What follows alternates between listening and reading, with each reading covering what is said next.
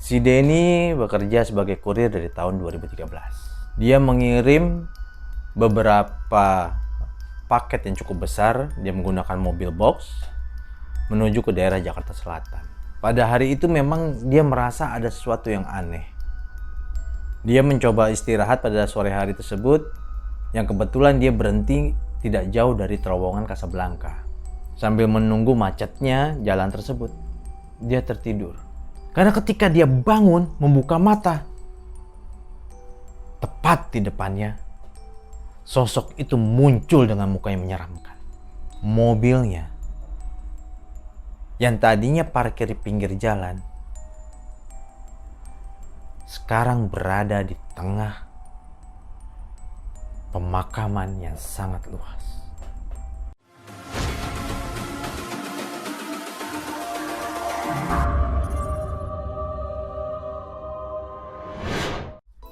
Assalamualaikum warahmatullahi wabarakatuh. Kembali lagi bersama saya, Ritan, Cerita Setan.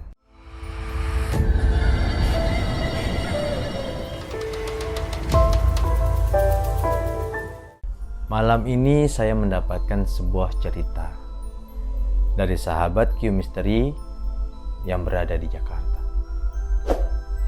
Kebetulan dia bekerja sebagai kurir yang membawa mobil box. Dia bercerita pada tahun 2013. Kita sebut saja yang kurir ini dengan nama Denny. Si Denny bekerja sebagai kurir dari tahun 2013. Yang kebetulan dia memang suka warawiri di daerah Jakarta hingga hafal daerah Jakarta seluk-beluknya. Sampai suatu saat pada tahun 2017, dia mengirim beberapa paket yang cukup besar. Dia menggunakan mobil box menuju ke daerah Jakarta Selatan. Pada hari itu memang dia merasa ada sesuatu yang aneh. Mulai dia tadinya ngitung paket, ada beberapa yang kekurangan. Ada ketemu alamatnya tidak jelas. Ketemu orangnya tidak pesan, tidak merasa. Pokoknya hari itu benar-benar boleh dibilang sering terjadi kendala pada hari itu. Tapi alhamdulillah semuanya sudah terselesaikan pada sore hari. Dia mencoba istirahat pada sore hari tersebut, yang kebetulan dia berhenti tidak jauh dari terowongan Casablanca. Di situ dia istirahat. Menjelang jam 7 malam, dia sempat tertidur. Sambil menunggu macetnya jalan tersebut, dia tertidur. Hingga dia tak sadar ketika si Denny terbangun, itu keadaan gelap sekali.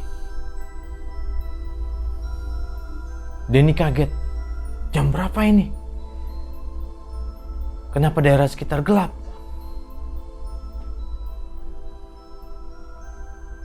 Dia ngeliat jam, ternyata sudah jam 2 pagi. Denny tidak merasa kalau misalnya dia tidur selama itu.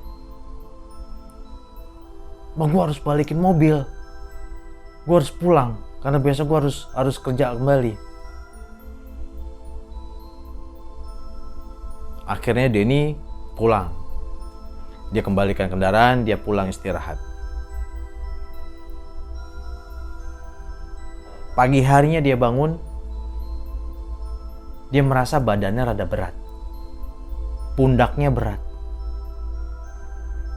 Tapi dia anggap, ini biasa. Mungkin karena gue semalam pulang pagi kena angin, mungkin badan pegel-pegel.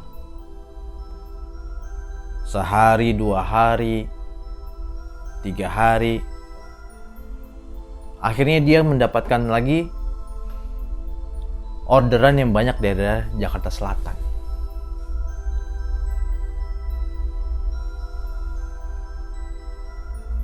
Dan kejadian itu terulang kembali. Banyak alamat yang tidak jelas, banyak barang yang tidak dipesan,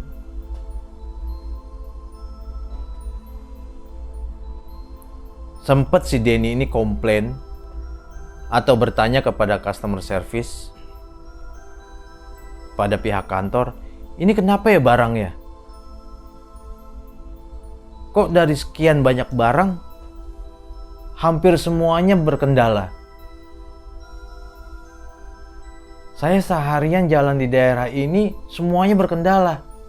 Bagaimana ini? Pihak kantor bicara, ya sudah, di note aja. Kendalanya apa, semuanya apa, biar nanti dicoba dicek pada pengirimnya. Dipastikan kembali kepada pengirimnya.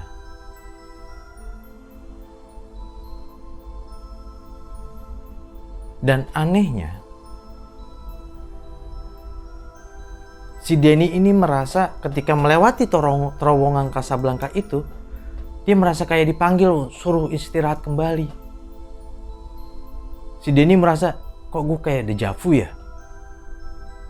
Gue lewat sini lagi, gue berhenti di sini lagi, dan gue ngantuk banget di sini ya.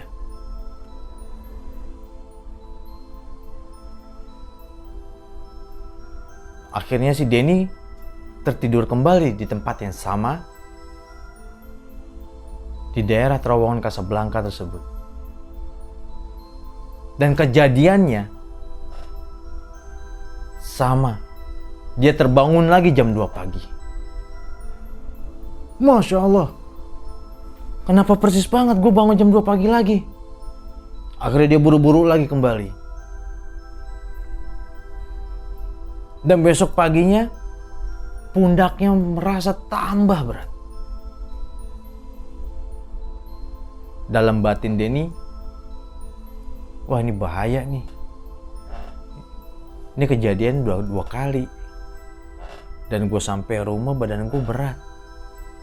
Jangan-jangan tanda tanya besar. Denny jadi berpikir macem-macem. Ada apa ini? Kok gue selalu kebawa ke terowongan Casablanca, istirahat dan bangun tengah malam, bahkan menjelang subuh.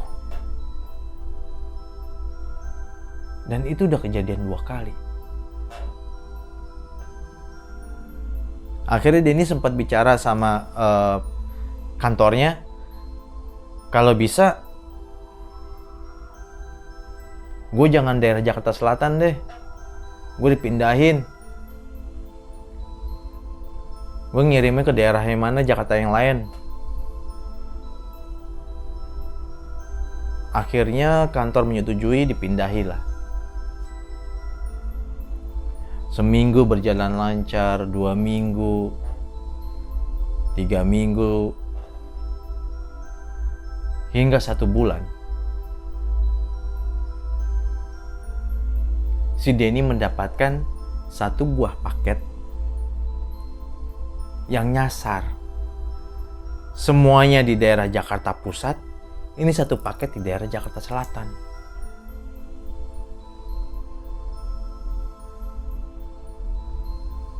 Dalam hati Denny mengata, mampus gua.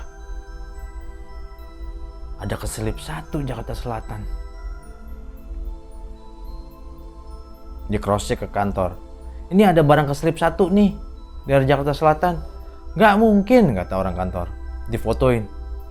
Oh iya keselip. Yaudah lu anterin deh. Itu harus hari ini sampai itu.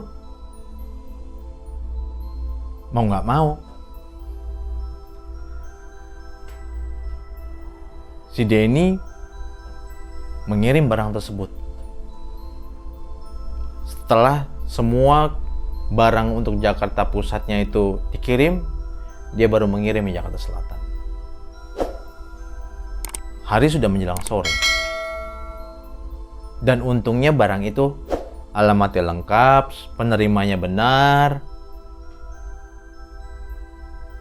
Denny dalam hatinya mengatakan, alhamdulillah, ternyata gak kayak kemarin, ini barangnya bener kok. Setelah dia kasih barangnya,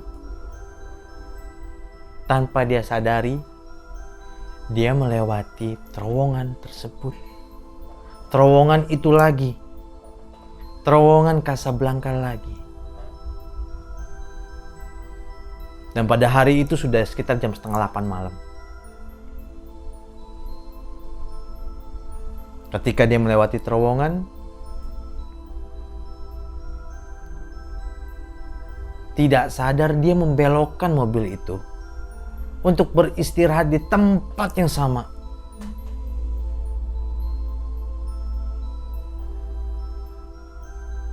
Si Denny, astagfirullah, kenapa gue berhenti di sini?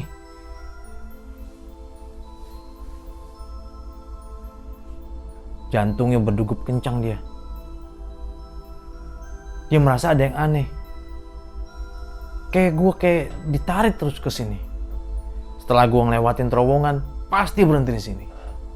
Dan ini udah ketiga kalinya. Denny ngomel-ngomel sendiri. Ketika nyalain mobil, mobilnya nggak nyala.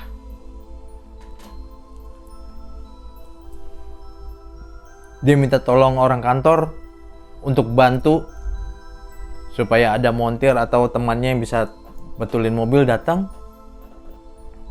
Si Denny disuruh tunggu di situ. 30 menit tunggu, 1 jam tunggu. Akhirnya Denny merasa ngantuk kembali. Tertidurlah dia.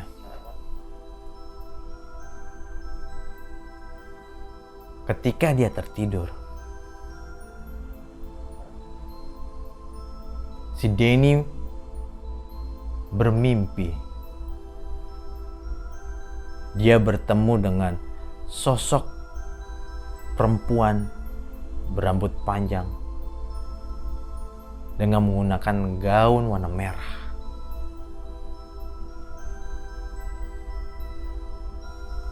Denny merasa seperti ditarik. Ayo ikut aku, ayo ikut aku.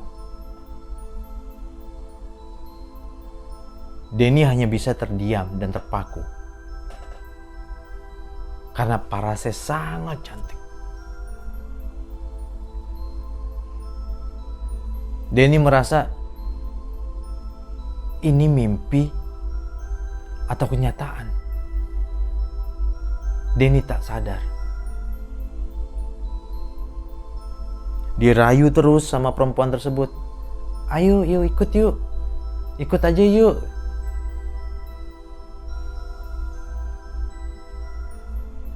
Si Denny menolak.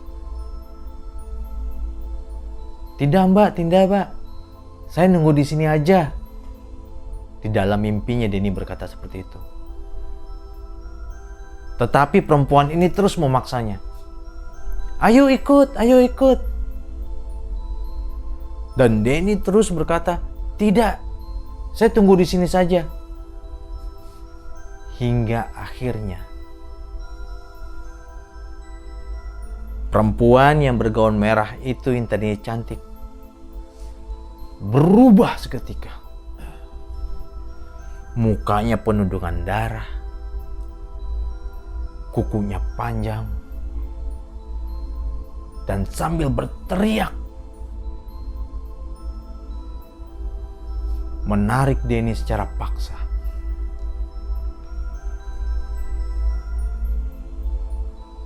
Denny kaget dan ketakutan. Hingga akhirnya Denny membuka mata, tetapi tidak bisa berteriak. Denny membuka mata tetapi tidak bisa bergerak. Karena ketika dia bangun membuka mata, tepat di depannya, sosok itu muncul dengan muka yang menyeramkan.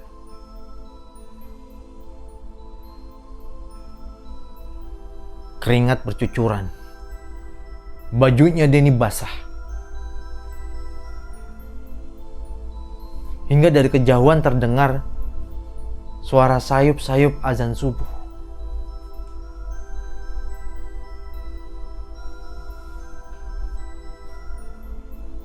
Dan perempuan itu menghilang. Denny sudah bisa mulai menggerakkan badannya. Dan dia mengucapkan astagfirullahaladzim, astagfirullahaladzim sambil mengusap-usap dada. Untung gue masih bisa kembali, untung gue masih bisa selamat. Tapi itu belum selesai. Ketika dia mencoba untuk keluar dari mobil tersebut, tahu apa yang terjadi? Mobilnya yang tadinya parkir di pinggir jalan sekarang berada di tengah pemakaman yang sangat luas. Kaget dia, Masya Allah, teriak. Saking kencangnya, ada beberapa warga yang tidak terlalu jauh dari pemakaman tersebut mendengar teriakannya.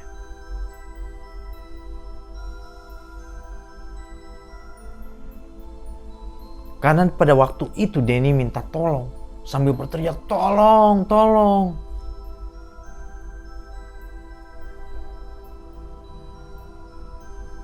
Ada sekitar 3 warga berlari ke arah dia.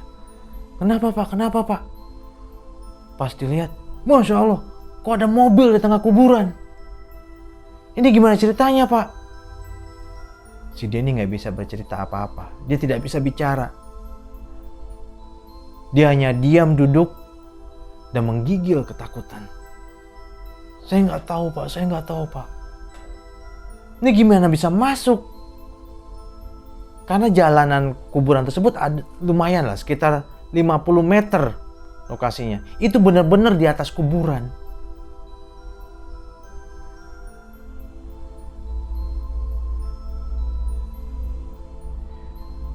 Para warga jadi tanda tanya. Ini apa maksudnya? Kenapa Bapak bisa ke sini? Kita tunggu pagi Pak. Bapak, yuk kita ke jalan aja dulu Pak, ke jalan raya. Mobil taruh sini aja, kunci Pak. Setelah dikunci, ramailah berita itu. Banyak warga-warga pada datangan. Pagi harinya dicek, tidak ada jejak ban di situ. Seperti mobil itu ditaruh di atas kuburan itu. Tidak ada sama sekali jejak ban dari jalan raya menuju ke kuburan tersebut.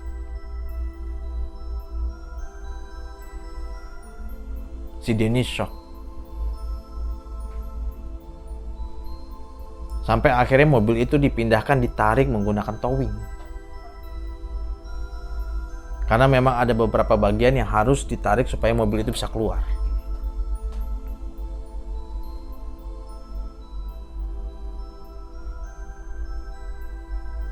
Denny sempat minta cuti sekitar beberapa hari setelah kejadian tersebut. Karena dia merasa badannya tidak enak dan punggungnya pun masih berat.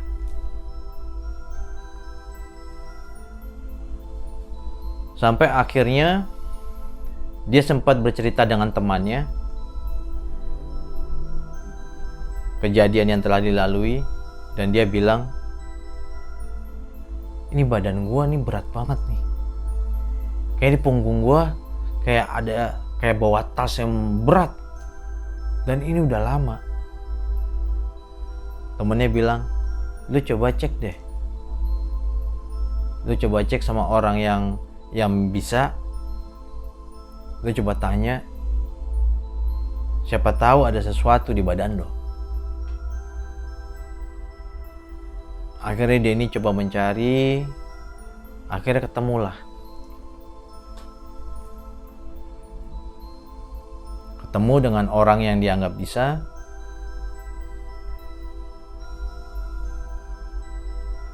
Kita panggil saja nih, nama orangnya adalah si Joni. Maaf Pak Joni.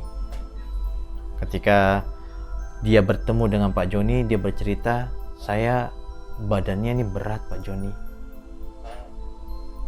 Kejadian awalnya ketika dia cerita ya, saya ketiduran di sini sehari sekali 2 kali, sampai terakhir kemarin saya begini Pak Joni.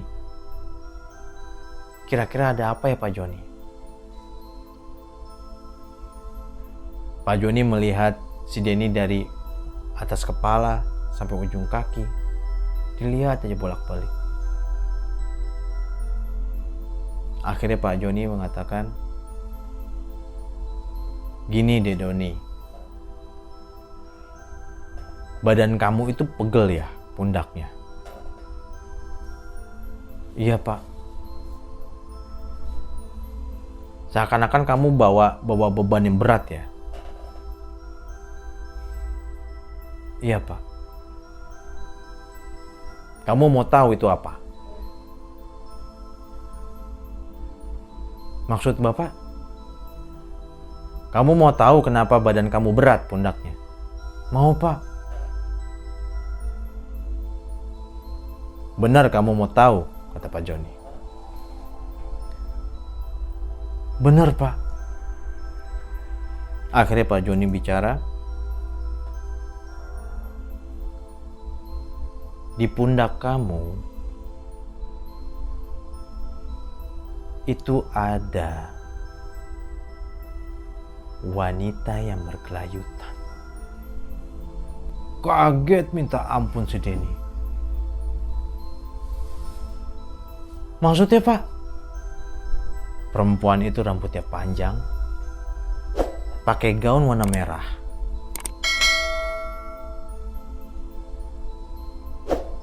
Denny langsung teringat. Saya pernah mimpiin dia Pak. Ya iya. Yang kamu mimpiin itu ikutin kamu. Dan dia duduk di pundak kamu. Pak, saya harus gimana, kata Denny.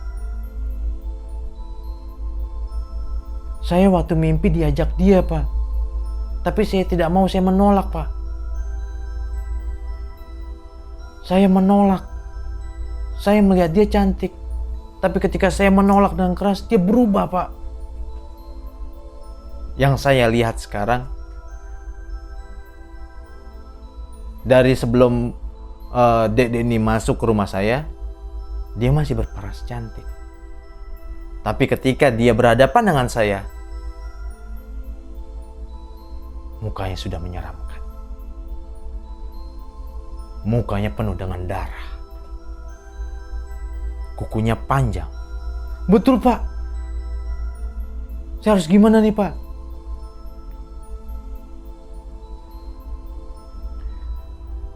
Yang mobil kamu di tengah kuburan, kamu ingat posisinya di mana? Ingat Pak. Ya udah, besok kita ke sana. Jangan Pak, sekarang aja. Saya nggak mau bawa-bawa kayak ginian Pak ke rumah Pak. Saya takut, kata teman saya si Denny. Kamu yakin? Yakin Pak. Kamu masih ingat kalau malam hari? Ingat Pak. Akhirnya mau tidak mau, Denny dan Pak Joni pergi ke kuburan tersebut. Sempat sekitar 30 menit di kuburan tersebut, dia mengingat-ingat kembali di mana tempatnya. Karena Denny ini teman saya masih rada sedikit trauma dengan lokasi tersebut. Sampai akhirnya dia melihat kayak ada tanda tarikan dari towing, kayak batu terpecah gitu. Akhirnya dia bicara sama Pak Joni. Pak Joni, kayaknya di sini deh. Karena seingat saya memang waktu itu ada kayak batu pecah kena towing. Yang mana? Yang ini. Posisinya di mana? Posisinya ban yang depan di sini, ban yang belakang di sini. Di bawahnya ada kuburan siapa? Persis di bawahnya ada kuburan seorang perempuan.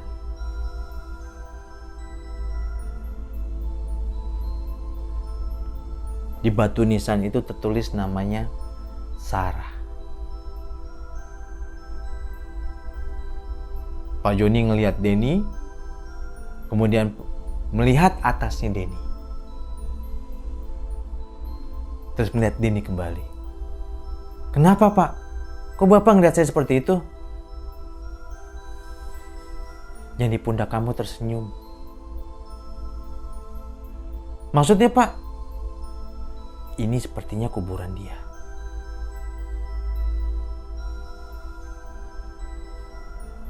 Sepertinya dia mengajak kamu ke sini. Sepertinya dia meminta kamu pergi ke kuburan ini. Dia tersenyum bahagia di atas kamu. Terus saya harus gimana, Pak? Saya coba bicara dulu. Saya coba ajak bicara dengan makhluk yang ada di atas kamu. Sedikitlah dia bermeditasi, Pak Joni. Akhirnya Pak Joni mendapatkan alasan kenapa Denny diminta untuk datang ke kuburan itu. Pak, gimana Pak?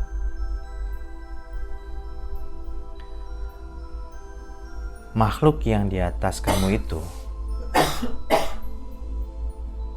dia bicara sama saya kalau kamu mirip dengan suaminya.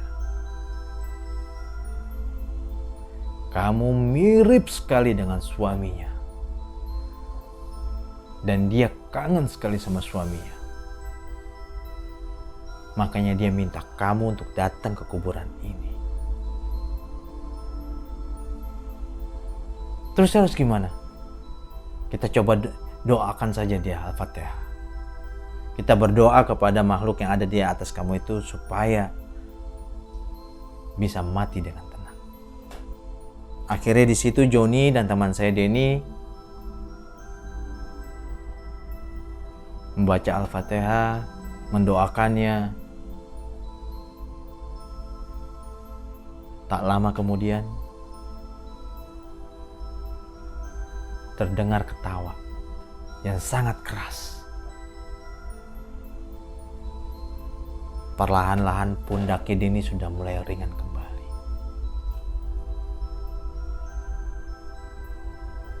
Dan Denny merasa, Pak, badan saya sudah mulai enteng Pak. Ya, dia sudah mulai kembali. Dia sudah berdiri di depan kuburannya sekarang. Akhirnya si Denny mengucapkan terima kasih kepada Pak Joni. Ternyata selama dia mengirim barang dan tertidur di dekat terowongan Casablanca itu, ada suatu hal yang ingin disampaikan. Saya Ritan, kepada seluruh sahabat Q-Misteri di luar sana, jangan lupa untuk like, subscribe, komen, share, serta nyalakan lonceng notifikasinya supaya tidak tertinggal cerita-cerita misteri selanjutnya. Dan bagi kalian yang ingin mengirimkan cerita-cerita misteri atau bahkan ingin bercerita bersama saya di sini, bisa kirim via email atau DM di bawah deskripsi ini. Q Mystery, everyone has story.